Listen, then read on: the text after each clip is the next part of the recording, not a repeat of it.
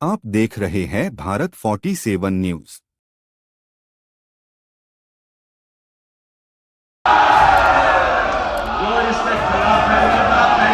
जम्मू कश्मीर विधानसभा ने बुधवार को अनुच्छेद 370 के तहत राज्य के विशेष दर्जे को बहाल करने का प्रस्ताव पारित किया, जिसे केंद्र सरकार ने अगस्त 2019 में निरस्त कर दिया था।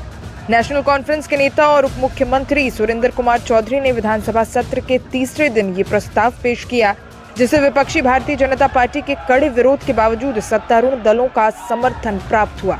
इस प्रस्ताव में कहा गया कि विशेष दर्जा और संवैधानिक गारंटी जम्मू कश्मीर की पहचान, संस्कृति और अधिकारों की रक्षा में महत्वपूर्ण भूमिका निभाते हैं। विधानसभा ने जम्मू कश्मीर के लोगों के अधिकारों को एक तरफा निष्कासन पर चिंता व्यक्त की और भारत सरकार से आग्रह किया कि वो क्षेत्र के निर्वाचित प्रतिनिधियों के साथ विशेष दर्जे की बहाली के लिए बातचीत शुरू करें। प्रस्ताव में यह भी कहा गया कि बहाली की किसी भी प्रक्रिया को राष्ट्रीय एकता और राज्य की जनता की वैध आकांक्षाओं की रक्षा के अनुरूप होना चाहिए। बीजेपी के हंगामा करने के तरीके पर नेशनल कॉन्फ्रेंस ही नहीं बल्कि कांग्रेस ने भी ऐतराज जताया। ये तो अफसोस की बात है कि यहाँ पार्लियामेंट्री प्रैक्टिसेस जो यहाँ पे इन प्लेस थी जम्मू कश्मीर में, जब से बीजेपी ये इस सदन में आई है तब से यहाँ पे उन मर्यादाओं का कोई ख्याल नहीं रखा जा रहा है। आज जिस तरीके से उन लोगों ने बिहेव किया, जिस तरीके से वो टेबल्स पे चढ़े, पाउंड उसके ऊपर रखे, तो ये बराह रास्त असेंबली का एक ये कहें कि इंसल्ट है। तो ये अच्छी पार्लियामेंट्री प्रैक्टिसेस नहीं है।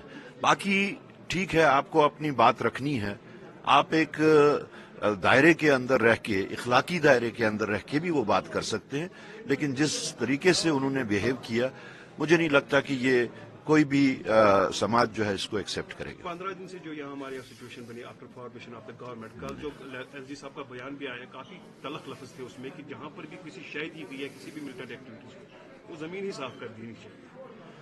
अब मैं काफी दिनों से इस बात पे बात कर रहा हूं कि जब तक यहाँ पे हॉलिस्टिक अप्रोच नहीं लिया जाएगा, जब तक यहाँ पे एक इंक्लूसिव अप्रोच नहीं लिया जाएगा, ये दो पावर सेंटर्स का जो तरीक़ेकार यहाँ पे चल रहा है, मुझे नहीं लगता कि ये मुल्क के हक में है या जम्मू कश्मीर के हक में है। आप चाहे वो सिक्योरिटी की रिव्यू मीटिंग्स को लीजिए, चाहे सेक्रेटेरिएट में जो मुलाजमीन हैं उनको हैंडल करने की बात ले लीजिए, तो इलेक्टेड गवर्नमेंट है। मेरे ख्याल में एलजी साहब को, ऑफ कोर्स वो एक कॉन्स्टिट्यूशनल हेड हैं, हमें उसमें कोई एतराज नहीं है, उसका हमें पूरा उसका सम्मान है, लेकिन अब एक इलेक्टेड गवर्नमेंट है तो इलेक्टेड गवर्नमेंट को जो उनके इख्तियारात हैं, जो उनके हकूक हैं, उसका इस्तेमाल उनको करने देना चाहिए। और जिस तरीके से इस वक्त वो आई थिंक अभी उन्होंने शायद इस चीज को मेरे ख्याल में एक्सेप्ट नहीं किया है कि यहाँ पे इलेक्टेड गवर्नमेंट है। जितना जल्द वो इस चीज को और खासतौर से सरकार को काम करने देंगे उतना अच्छा रहेगा। केंद्र की नरेंद्र मोदी सरकार ने अगस्त 2019 में एक ऐतिहासिक निर्णय लेते हुए संविधान के अनुच्छेद 370 को समाप्त कर दिया था, जिसने जम्मू कश्मीर को विशेष स्वायत्तता प्रदान की। अनुच्छेद 370 के तहत जम्मू कश्मीर को अपना संविधान और ध्वज रखने का अधिकार था, जिससे उसे आंतरिक मामलों में विशेष नियंत्रण प्राप्त था, जबकि रक्षा, संचार और विदेशी मामलों का नियंत्रण केंद्र के पास था। इस संवैधानिक बदलाव के साथ ही राज्य को दो केंद्र शासित प्रदेशों जम्मू कश्मीर और लद्दाख में विभाजित कर दिया गया। अनुच्छेद 370 को हटाने के फैसले का नेशनल कॉन्फ्रेंस, पीपल्स डेमोक्रेटिक पार्टी और अन्य क्षेत्रीय दलों ने विरोध किया। उनका तर्क था कि ये कदम क्षेत्र की स्वायत्तता और पहचान को कमजोर करता है।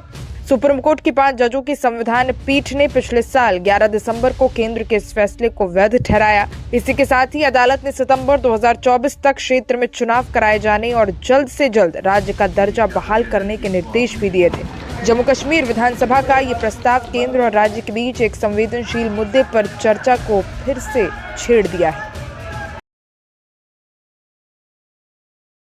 आप देख रहे हैं भारत 47 न्यूज।